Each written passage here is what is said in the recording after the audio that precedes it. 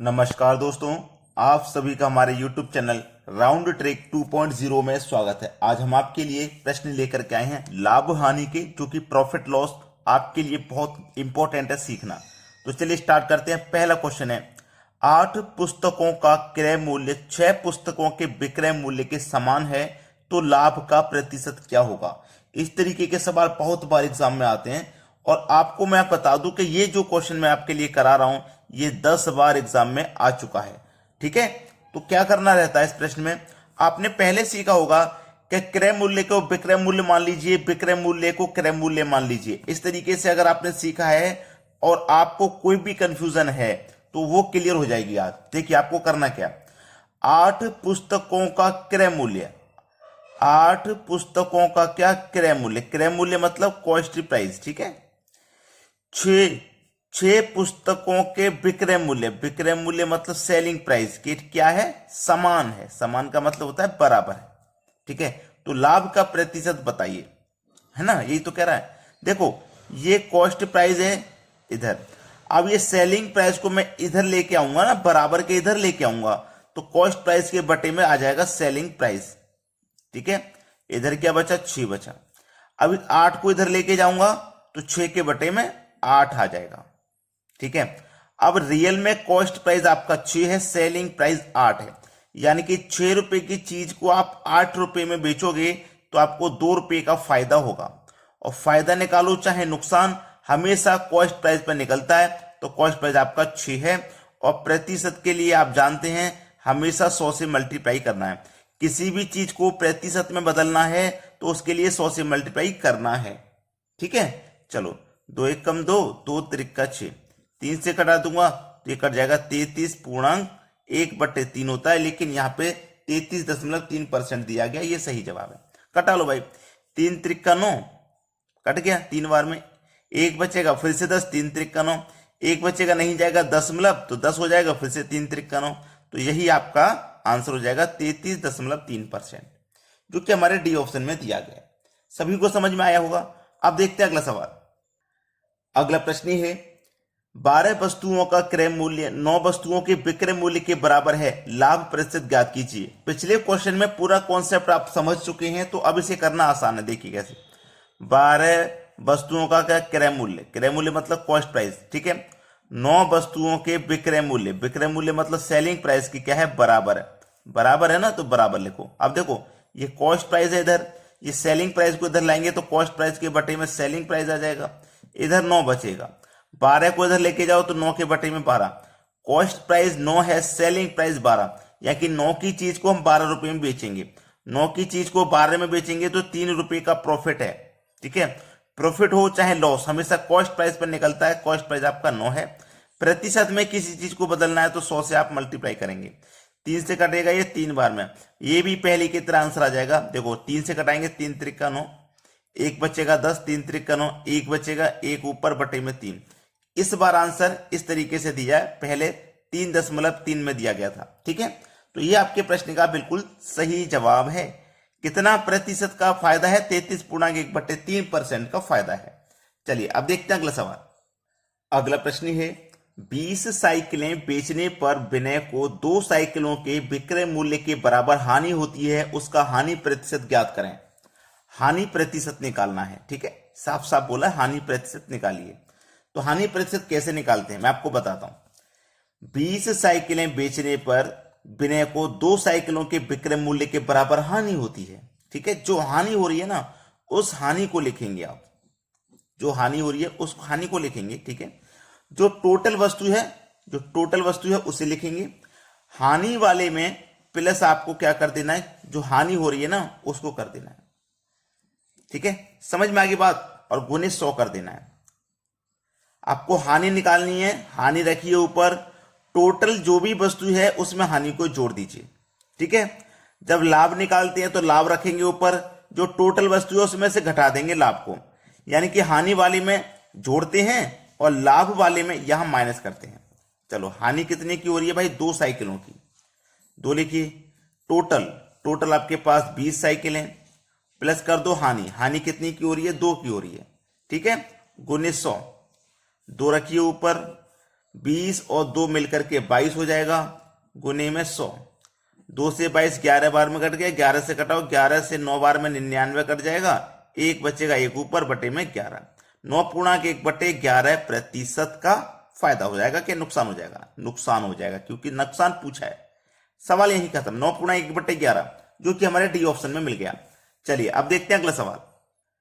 अगला प्रश्न है 80 रुपए अंकित मूल्य के छाते को 68 रुपए में बेचा गया, छूट की दर कितनी है? 80 रुपए अंकित मूल्य के छाते को, यानी कि जो कॉस्ट प्राइस है उसका, जो कॉस्ट प्राइस है उस पर जो छपा हुआ है ना, वो है आपका 80 रुपए, ठीक है। और जो सेलिंग प्राइस है, सेलिंग प्राइस जो बेचा गया है उसे 68 रुपए में बेचा गया है, 68 रुपए में उसको बेचा गया। उसका मूल्य था 80 रुपया, उसको बेचा गया 68 में, तो हमको नुकसान होगा भाई। 80 रुपए की चीज को हम 68 में बेचेंगे तो नुकसान होगा। कितने का नुकसान हो रहा है? 12 रुपए का नुकसान हो रहा है। कम में बेच रहे तो भाई नुकसान होगा। अब नुकसान निकालो चाहे फायदा, हमेशा कॉस्ट प्राइस पर निकलता है। कॉस्ट प्राइस आपका कितना है? 80। प्रतिशत में बदलने के लिए किसी भी चीज को 100 से मल्टीप्लाई आप करते हैं। उसने पूछा है छूट की दर कितनी है, आराम से निकल के आ जाएगा। चलो 20 से कटेगा ये 4 बार में, और 20 से कट जाएगा ये 5 बार में, ठीक है। 2 से कट जाएगा ये, 4 से कट जाएगा 12 3 बार में, 3 पंजे 15, तो 15% की छूट हो जाएगी। छूट की दर कितनी है भाई? 15%। पहला ऑप्शन सही जवाब। चलिए अब देखते हैं अगला सवाल।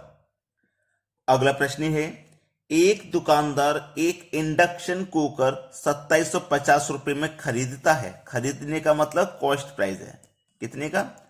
2750 रुपया उसका कॉस्ट प्राइस है। 2860 रुपए में बेचता है। बेचने का मतलब सेलिंग प्राइस दिया गया है 2860 रुपए में बेच रहा है। उसका लाभ प्रतिशत ज्ञात करें। 2750 में खरीदा, 2810 में बेचा, तो 110 रुपए का फायदा हुआ उसको, है ना। 110 का फायदा हो रहा है। अब फायदा निकालो चाहे नुकसान, हमेशा कॉस्ट प्राइस पर निकलता है, तो कॉस्ट प्राइस आपका 2750 है। और किसी भी चीज को प्रतिशत में बदलना है तो आप क्या करते हो? 100 से मल्टीप्लाई करते हो। ये बात आपको अच्छे से पता है। तो चलिए यहां पे हम क्या करेंगे, 0 से 1 0 ये कटा देंगे। 11 से कटाऊंगा इसको, 11 दूने का 22, 27 में से 22 कट गया, 5 बचेगा, 5 में 5 लगा देंगे 55, 11 पंजे 55, 25 बार में गया। और 25 से कटाएंगे 100 को, तो ये 4 बार में कट जाएगा। तो जो लाभ का परसेंट है ना वो 4% है, यानी कि डी ऑप्शन हो जाएगा सवाल का सही जवाब। अब देखेंगे अगला प्रश्न। अगला प्रश्न है विकास 4 रुपए के 5 केले खरीदता है और 5 रुपए में 4 केले बेच देता है, उसका लाभ प्रतिशत ज्ञात कीजिए। अभी तक ये क्वेश्चन 6 बार आ चुका है। सभी क्वेश्चन जो मैं करा रहा हूं ये बहुत बार आए हुए हैं, और ये जो प्रश्न है आपको बार बार एग्जाम में देखने को मिलते हैं। इनको करने का जो सही तरीका है वही बताऊंगा, जिससे एक बार में आंसर आ जाए और आप कभी भी उसे ना भूलें, ठीक है। आपको क्या करना है, रुपए वस्तु लिख लेना है। रुपए कितने हैं भाई? 4, तो रुपए के नीचे रुपए लिखेंगे आप, 4 रुपए हैं। वस्तु कितनी है 4 रुपए में? 5, तो वस्तु के नीचे वस्तु। फिर बाद में कितने रुपए हैं? 5, रुपए के नीचे रुपए, और वस्तु कितनी है? 4, लिख लिया ना। अंदर वाली संख्याओं का मल्टीप्लाई करना है, ठीक है, तो कर लो। 5 बचे 25, अंदर वाली संख्याओं का मल्टीप्लाई करके लिख लिया।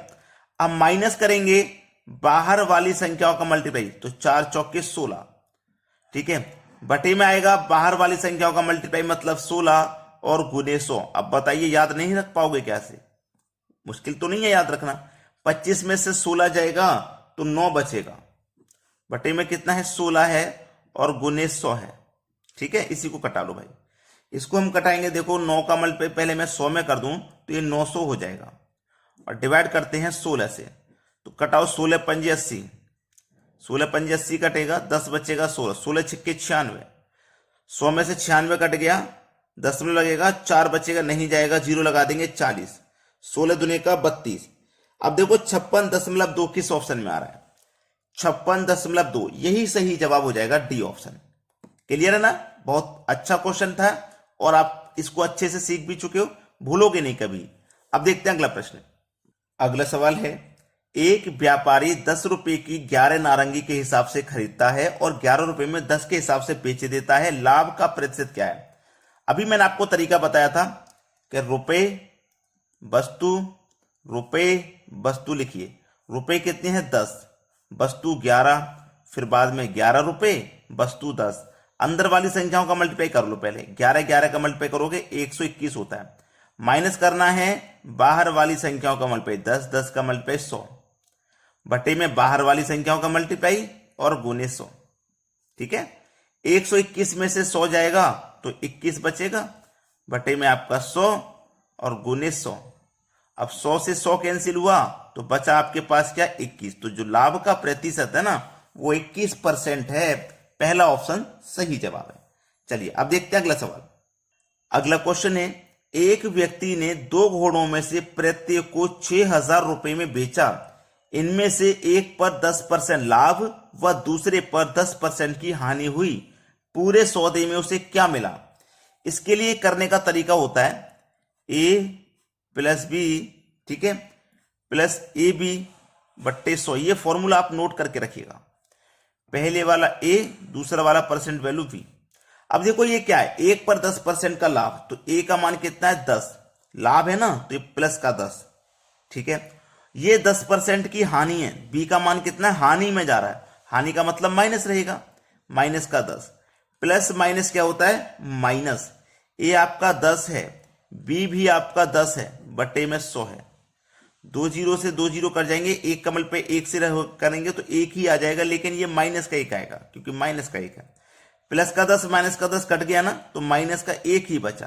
तो माइनस का 1% की आपको हानि होगी। ठीक है, सवाल का सही जवाब आपको मिल गया। कहां पर है 1%, कहां पर है 1% हानि, किधर, ये रहा 1% हानि। सी ऑप्शन बिल्कुल सही जवाब। क्लियर है ना? माइनस में आने का मतलब आप अच्छे से समझ चुके हैं, क्या होगा, हानि होगा। प्लस में आने का मतलब आप जानते हैं लाभ होगा, तो यहां पर माइनस में आए तो हानि होगा। समझ में आया ना? चलिए अब देखते हैं अगला सवाल। अगला प्रश्न है, एक दुकानदार फल खरीदने और बेचने में तौल से छेड़छाड़ कर 18% तक धोखा देता है, तो उसका लाभ प्रतिशत क्या है? अभी जो मैंने आपको फॉर्मूला बताया था A plus B plus A B बट्टे 100, यही तो बताया था मैंने। ठीक है, चलिए अब वो क्या करता है, सामान खरीदने और बेचने में तौल से छेड़छाड़ करेगा और 18% तक धोखा देगा। यानी कि वो जब खरीदेगा ना तब भी 18% का धोखा देगा, मतलब 18% का फायदा कमा लेगा वो तौल में छेड़खानी करके। और जब वो बेचेगा तब भी तौल में छेड़खानी करके 18% का फायदा फिर भी कमाएगा। यानी कि ए आपका 18 है, बी भी आपका 18 है और दोनों तरफ उसको फायदा हो रहा है। तो ए आपका 18 प्लस बी भी आपका 18, माइनस का नहीं आएगा क्योंकि छूट तो दे नहीं रहा, ये तो फायदा ले रहा है, फायदा ले रहा है। यहां पे भी दोनों प्लस का रहेगा, प्लस प्लस प्लस रहेगा।